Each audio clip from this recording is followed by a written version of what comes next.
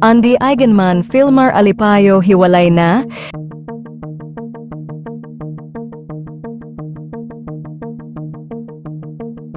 Usap-usapan ngayon sa social media ang tila pag-unfollow sa isa't isa ng mag-asawang sina Andy Eigenman at Filmar Alipayo sa Instagram.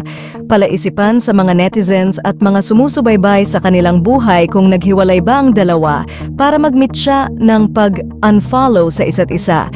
Matatandaan na parehas nakabase sa Siargao sina Andy at Filmar, abala nga ang dalawa sa kanilang mga negosyo doon, pati na rin sa kanilang mga anak.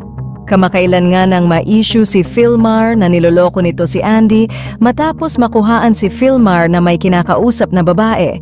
Ngunit mariin na itinanggi ni Andy na hindi totoo ang balitang ito. Ngunit sa pamamagitan nga ng kaniyang Instagram account ay tila may cryptic post si Andy. Ito nga ay maaaring may koneksyon sa kanilang pinagdadaanan ng kaniyang asawa. Ayon kay Andy, "I just found out it's the year of the snake. I thought it was the year of the wolf in sheep's clothing."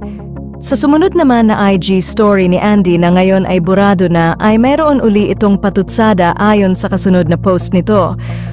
But also maybe she could be thinking, "You said you were broken up and he said you went crazy for having feelings.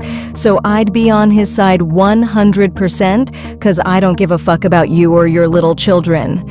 Cause you crazy and I'm most definitely not doing this cause I'm actually toxic as fuck. But maybe that's just me, since I'm the crazy one." Samantala, wala pa ngang kumpirmasyon kung totoo nga bang hiwalay na ang dalawa.